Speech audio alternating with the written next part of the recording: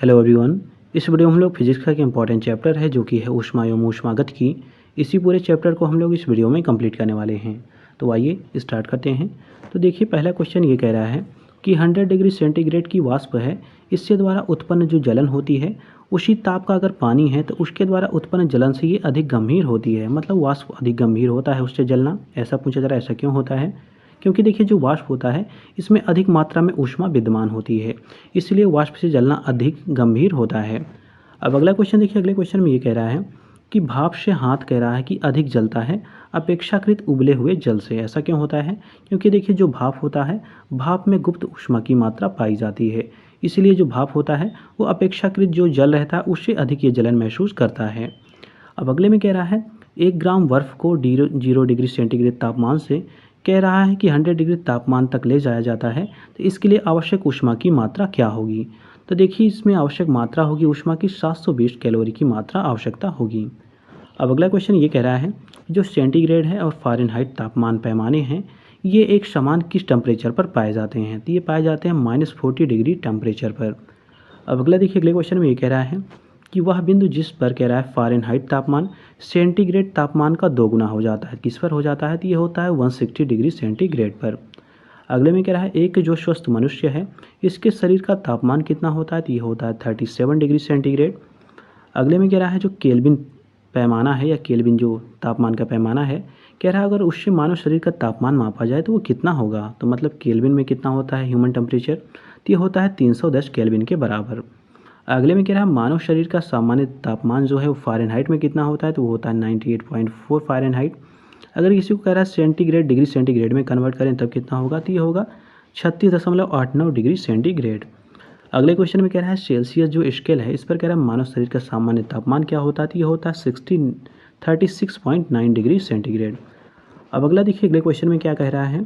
तो देखिए, अगले क्वेश्चन में कह रहा है कि माना कि जो औसत तापमान है ये डिग्री सेंटीग्रेड में C है तथा फ़ारेनहाइट F है, तो कह रहा है C तथा F कह रहा है यदि C और F का संबंध F = 9/5 C हो प्लस 32 हो, तो कह रहा है F और C का संबंध क्या होगा? तो देखिए, F = हो जाएगा 9/5 C प्लस 32।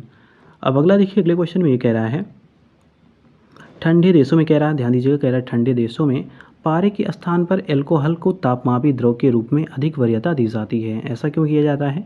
क्योंकि देखिए, जो एल्कोहल होता है इसका द्रव्यरांक निम्नतर होता है और ये जल्दी से जमता नहीं है, इसलिए इसका ज़्यादा वहाँ पे यूज किया जाता है। अब अगला क्वेश्चन ये कह रहा है कि जो स्वचालित इंजन होते हैं इनके हेतु कह रहा है हिमरोधी के तौर पर किसे यूज किया जाता है? तो यूज किया जाता है एथिलीन ग्लाइकॉल का। अगले क्वेश्चन में कह रहा है परम शून्य तापमान क्या होता है? तो सैद्धांतिक रूप से न्यूनतम जो संभव ताप हो सकता है उसी को परम शून्य ताप कहते हैं, मतलब जिसको एब्सोल्यूट टेम्परेचर कहा जाता है। तो मिनिमम जितना न्यूनतम टेम्परेचर संभव हो सकता है उसी को परम शून्य ताप कहते हैं। अगले में कह रहा है गर्म करने पर विस्तारण में क्या प्रभाव पड़ता है? तो देखिए, जो पदार्थ का घनत्व होता है वो घटा देता है, मतलब जो पदार्थ का घनत्व होता है वो घट जाता है। अगले में कह रहा है जब बर्फ पिघलती है तब क्या होता है? तो आयतन घट जाता है। अगले में कह रहा है समय की दृष्टि से दो द्रव हैं P हैं और Q हैं, इनके कह रहा है ताप पर कह रहा है 0 डिग्री सेंटीग्रेड से 100 डिग्री सेंटीग्रेड तक उतार चढ़ाव नीचे आरेख में दिखाया गया है। तो हमको ये बताया, देखिए ये जो आरेख है ये बताया गया है, यहाँ पे देखिए ये P है एक द्रव, एक Q है। तो इसका देखिए 100 डिग्री टेम्परेचर पर इसका उतार चढ़ाव दिखाया गया है। तो इसमें ये बताना है, इसको देखिए कथन हमको सही बताने हैं। तो देखिए, इसमें ये बताया गया है कि जो Q का तापमान है वो P की तुलना में 100 डिग्री सेंटीग्रेड से कह रहा है पर तेज़ी से पहुंच गया है। मतलब जो Q का तापमान है वो P की तुलना में 100 डिग्री सेंटीग्रेड से 100 सेंटीग्रेड पर तेज़ी से पहुंच गया है। मतलब P की तुलना में जो Q है वो जल्दी से पहुंच गया है। तो इसका ग्राफ का मतलब यही है। अब अगला देखिए, अगले में ये कह रहा है कि थर्मोस्टेट का प्रयोजन क्या होता है? मतलब जो थर्मोस्टेट होता है उसका यूज क्या होता है? तो ये तापमान को स्थिर रखने का काम थर्मोस्टेट करता है। अगले में कह रहा है थर्मोस्टेट संबंधित है किससे है? ये तो तापमान से संबंधित है। अगले में कह रहा है रेफ्रिजरेटर में थर्मोस्टेट का कार्य क्या होता है? तो ये एक समान तापमान को बनाए रखता है। अगले में कह रहा है रेफ्रिजरेटर में खाद्य पदार्थ जो होते हैं उनको ताज़ा रखने हेतु न्यूनतम संरक्षित ताप कितना होता है? तो ये होता है 4 डिग्री सेंटीग्रेड। अब अगला क्वेश्चन देखिए, अगले क्वेश्चन में क्या कह रहा है? तो देखिए, अगले क्वेश्चन में कह रहा है कि जब सिले हुए बिस्किट जो रहते हैं, मतलब जो पैकेट में बिस्किट रहते हैं, इनको कह रहा है थोड़ी देर के लिए फ्रिज के अंदर रखा जाता है तो वह कुरकुरे हो जाते हैं। ऐसा क्यों होता है? क्योंकि देखिए, जो फ्रिज के अंदर होती है आर्द्रता वो कम होती है, इसलिए कह रहा है जो अतिरिक्त नमी होती है वो अवशोषित हो जाती है, इसलिए जो बिस्किट रहते हैं वो कुरकुरे हो जाते हैं। अब अगला दिया गया कथन और कारण दिए गए, हमें बताने हैं क्या दोनों कथन सही हैं या गलत हैं। तो देखिए पहला स्टेटमेंट कह रहा है, कथन कह रहा है कि बर्फ़ का टुकड़ा पेय को ठंडा बना देता है, तो ये स्टेटमेंट सही है। कारण इसका ये कह रहा है कि जो बर्फ़ होता है पिघलने के लिए पेय से ऊष्मा लेता है, जिससे पेय ठंडा हो जाता है। तो ये भी स्टेटमेंट सही है, मतलब दोनों सही हैं और एक दूसरे की ये व्याख्या भी करते हैं। अब अगला क्वेश्चन देखिए, यहाँ पे कथन और कारण दिए गए, इनके बारे में जान लेते हैं। तो कथन में कह रहा है कि जो बड़े शीतगृह होते हैं, संयंत्र प्रशीतक होते हैं, इनके रूप में अमोनिया का यूज़ यहाँ पे किया जाता है। मतलब जो बड़े शीतगृह हैं होते हैं वहाँ पे जो प्रशीतक होता है उसके रूप में अमोनिया का यूज करते हैं, जबकि कह रहा है जो घरेलू प्रशीतक होता है उसमें CFC का यूज किया जाता है। तो ये स्टेटमेंट सही है। इसका कारण ये कह रहा है कि जो अमोनिया होती है को कम दाब व परिवेश तापमान पर यह द्रवित किया जा सकता है। तो ये स्टेटमेंट बिल्कुल गलत दिया गया है। अब देखिए फिर इसमें जो पहला स्टेटमेंट था वो सही है, दूसरा स्टेटमेंट इसमें गलत दिया गया है। तो इसका ए ऑप्शन राइट हो जाता है और बी इसमें जो कारण दिया गया था वो गलत दिया गया है। अब अगला देखिए, अगले में कह रहा है कि जो निम्नलिखित कथन है इन पर विचार करने हैं और बताने कौन से सही हैं। कथन कह रहा है कि यदि फ्रीजर पर बर्फ़ इकट्ठा हो जाती है तो जो रेफ्रिजरेटर रहता है उसमें शीतलन बुरी तरह प्रभावित हो जाता है। तो ये स्टेटमेंट बिल्कुल सही है। अब प्रभावित क्यों हो जाता है इसका कारण यह बताया गया है कि बर्फ़ एक दुर्बल चालक है। तो ये भी स्टेटमेंट सही है, मतलब दोनों सही हैं, एक दूसरे की यह व्याख्या भी करते हैं। अगला क्वेश्चन कह रहा है, कथन कह रहा है कि कृष्ण छिद्र एक ऐसा खगोलीय अस्तित्व है जिसे दूरबीन से नहीं देखा जा सकता। ये एकदम स्टेटमेंट सही है। दूसरा इसमें कारण ये कह रहा है कि जो कृष्ण छिद्र होता है ये गुरुत्वीय क्षेत्र इसमें इतना प्रबल होता है कि यह प्रकाश को भी बचकर निकलने नहीं देता, अपने में अवशोषित कर लेता है। तो ये भी स्टेटमेंट सही है, मतलब दोनों सही हैं, एक दूसरे की व्याख्या भी करते हैं।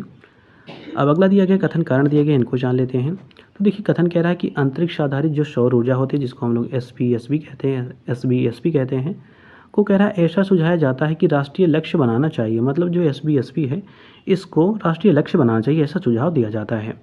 अगले में कह रहा है जो SBSP है, कारण इसका ये कह रहा है इसकी कह रहा है आपूर्ति वर्ष में बिना रुके 99% है और इसके अलावा ऊर्जा की बहुतायत में ये उपलब्धता भी है। तो ये भी स्टेटमेंट सही है। तो मतलब पहला दूसरा स्टेटमेंट दोनों सही है, इसलिए दोनों एक दूसरे की व्याख्या भी करते हैं, तो इसलिए इसमें दोनों सही हो जाएगा, दोनों सही उत्तर हो जाएगा और एक दूसरे के ये स्पष्टीकरण भी हैं। अब अगला क्वेश्चन इसमें ये कह रहा है कि शीशे की छड़ जब वाष्प पे रखी जाती है, जिसको हम लोग भाप कहते हैं, उस पर रखी जाती है तो इसकी लंबाई बढ़ जाती है, साथ ही चौड़ाई भी इसमें क्या होता है, इस पर प्रभाव पूछा जा रहा है, तो इसकी चौड़ाई भी बढ़ जाती है। अब अगला क्वेश्चन देखिए, अगले क्वेश्चन में कह रहा है कि नीचे दिए गए हुए धातु के गोले दिए गए हैं और धातु के वलय दिए गए हैं चित्रों में, इनको ध्यान देना है और बताना है कि पत्ती से बने जो धातु वलय हैं, इस वाले में कह रहा है इसमें कह रहा है कि धातु वलय के छिद्र में धातु गोलक भर सकता है। यदि कह रहा है गोलक को गर्म करेंगे तो वो अटक जाता है, परंतु यदि धातु वलय को गर्म करें तो क्या होगा।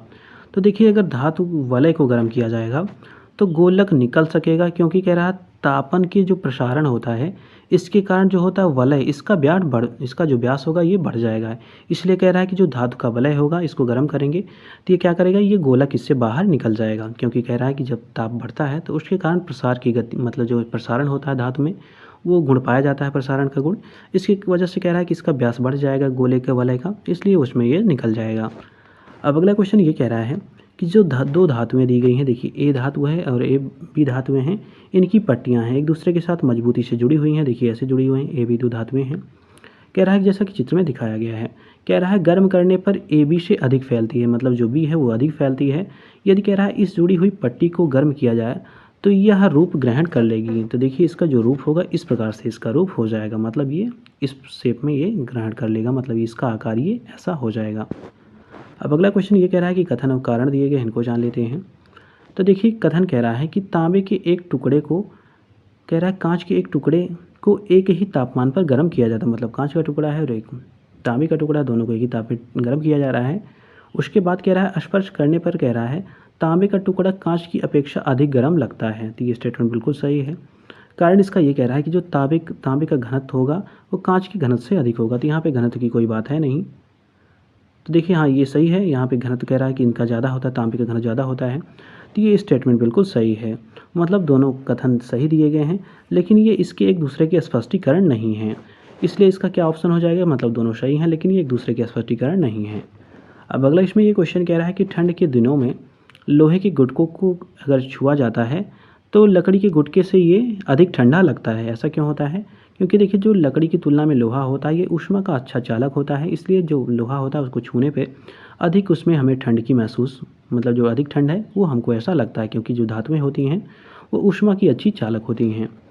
अब अगला क्वेश्चन ये कह रहा है कि यदि हवा का तापमान बढ़ता है तो उसकी जल वाष्प ग्रहण करने की क्षमता क्या होती है, तो ये भी बढ़ती है।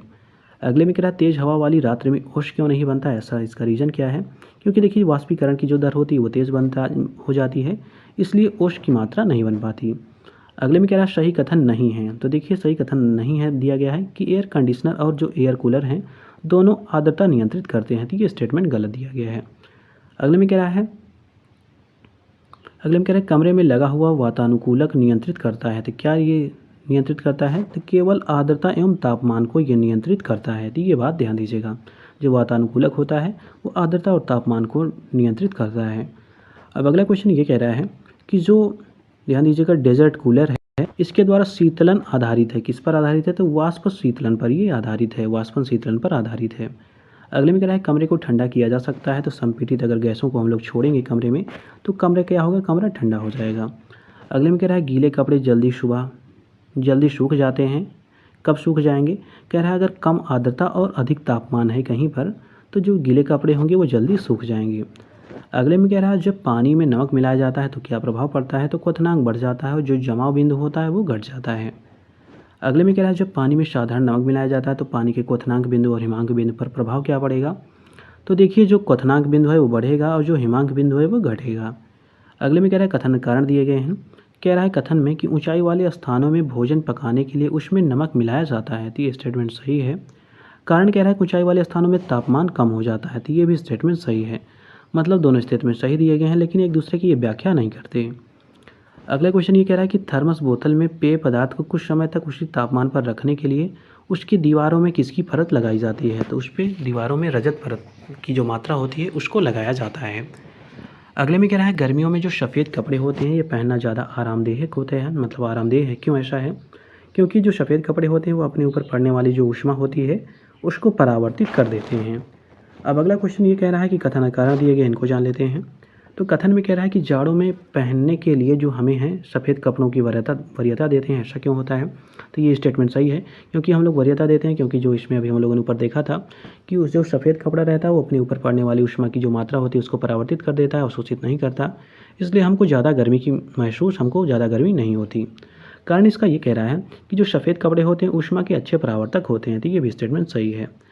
अब अगला देखिए, अगले में ये कह रहा है, तो यहाँ पे देखिए दोनों कपड़े हैं, ये माफ़ करिएगा, यहाँ पे देखिए से पूछा गया जाड़ों में कपड़े, ध्यान दीजिएगा यहाँ पे कहा गया था कि जाड़ों में पहनने के लिए हमें जो सफ़ेद कपड़े हैं, ध्यान दीजिएगा यहाँ पे जाड़ों में नहीं होना चाहिए था, यहाँ होने चाहिए थे गर्मियों में, मैंने ध्यान नहीं दिया।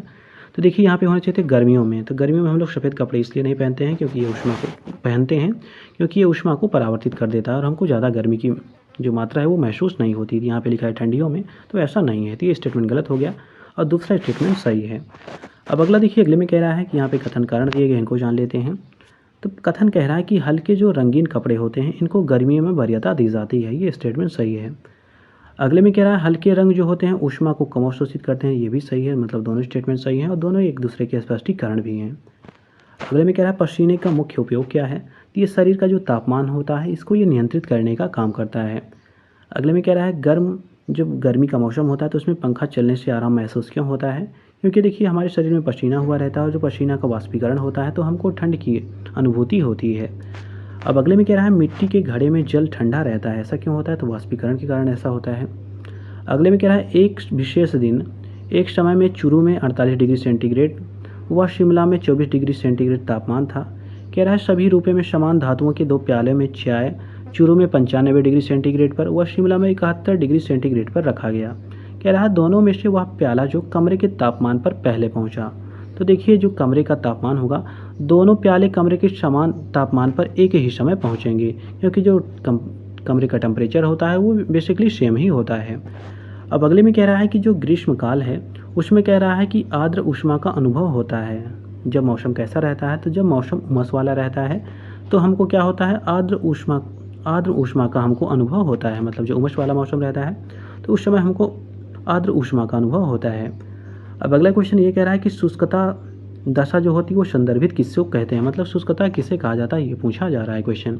तो जब निम्न आर्द्रता रहती है तो उसी मौसम को शुष्कता कहते हैं। अगले में क्या है, कथन में कारण दिए गए हैं, इनको जान लेते हैं। तो कथन में ये कह रहा है कि ऊंचाई के बढ़ने के साथ साथ जो जल होता है वो उसका जो क्वथनांक बिंदु होता है जिसको बॉइलिंग पॉइंट कहते हैं, ये घटता जाता है। तो ये स्टेटमेंट सही है। अगला कह रहा है कारण, ये कह रहा है कि ऊंचाई के साथ वायुमंडलीय दाब बढ़ता जाता है। तो ये स्टेटमेंट गलत है, बढ़ता नहीं जाता क्योंकि कम होता जाता है। तो पहला स्टेटमेंट सही है, दूसरा स्टेटमेंट इसमें गलत है। अब अगले में कह रहा है वायुमंडल जो होता है हमारे ऊपर बहुत अधिक दाब डालता है परंतु हम इसका अनुभव नहीं करते। ऐसा क्यों होता है? क्योंकि देखिए जो हमारा रक्त होता है, मतलब जो हमारा ब्लड होता है, वायुमंडल के दाब से अधिक दबाव डालता है, इसलिए हमको ये जो दाब होता है ये महसूस नहीं होता। अब अगला कथन कारण दिया गया, इसको जान लेते हैं। तो देखिए कथन कह रहा है कि तापमान में वृद्धि के साथ ग्लिसरीन की श्यानता बढ़ जाती है। तो ये स्टेटमेंट गलत है। अगला कह रहा है तापमान में वृद्धि जो होती है अणुओं की गतिज ऊर्जा को बढ़ा देती है। तो ये स्टेटमेंट सही है, मतलब पहला गलत है, दूसरा सही है।